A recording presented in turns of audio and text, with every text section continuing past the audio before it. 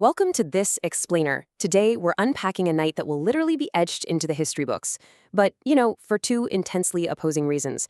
We're looking at a historic 2026 sports milestone that split into a story of the highest of human highs and, well, the most unpredictable, destructive lows. It's a fascinating, gripping study of what happens when overwhelming emotion and mass crowd dynamics just completely take over an entire city.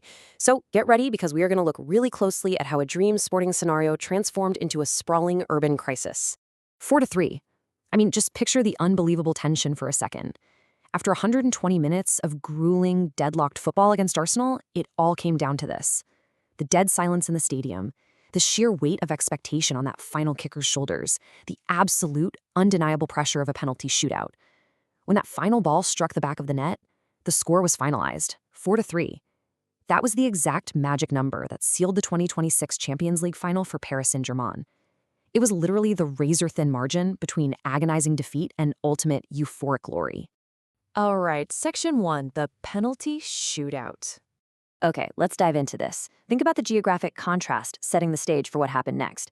In Budapest, where the match actually took place, you have this organized arena. It's governed by the strict rules of the game, regulated by referees, and secured by heavily managed perimeters.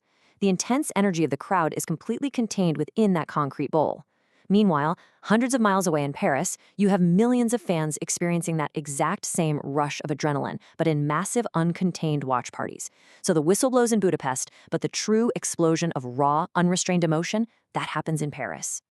Moving on to Section 2, celebrations at the Eiffel Tower.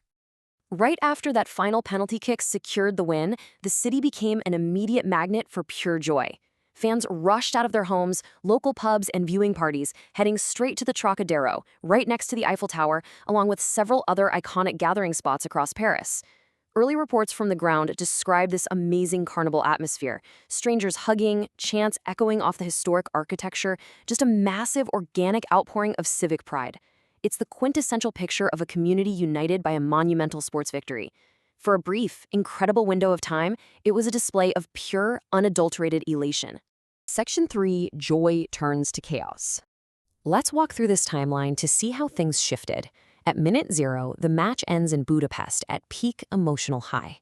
Just minutes later, massive, joyous crowds successfully gather at the Trocadero. But as we trace the timeline to hours later, the atmosphere begins to fracture. That celebratory mood is pierced by intense fireworks and thick smoke. Now, why did this happen? Well, experts on crowd psychology point out that when tens of thousands of people gather without structured boundaries, fueled by adrenaline and celebration, the anonymity of a massive mob can rapidly dissolve individual restraint. Pushing into the final phase throughout the night, the unity completely dissolves into a dangerous, uncontrollable situation characterized by direct clashes and severe vandalism.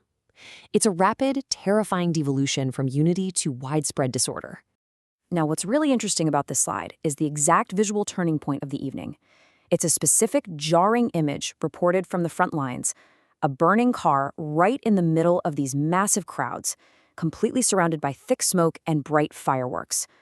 Those fireworks, which were initially brought to light up the sky in celebration of the team, were suddenly illuminating the destruction of a vehicle in the street. It perfectly captures that terrifying crossover point where raw energy mutated. The collective euphoria basically tipped over an invisible edge, transforming a historic sports triumph into absolute chaos. Which brings us to Section 4, containing the unrest. Because what started as a localized gathering at the Trocadero absolutely did not stay contained there. The violence actively spread outward into the surrounding districts. Authorities quickly reported multiple vehicles being torched along the avenues. Local shops, many of which had actually closed early so their employees could watch the match, had their windows smashed and storefronts heavily vandalized. Inevitably, this aggressive spread led to direct physical clashes with riot police, who were deployed with tear gas to try and restore some semblance of order to the streets. The sheer scale of the disruption transformed a night of sporting glory into a massive, highly dangerous law enforcement emergency. So the crucial point is this. Remember that incredibly tight margin of victory on the pitch, 4-3? Well, contrast that sports statistic with this reality, 400. What started as dozens of minor infractions quickly ballooned to over 400 individuals detained as authorities worked desperately to contain the unrest following the victory.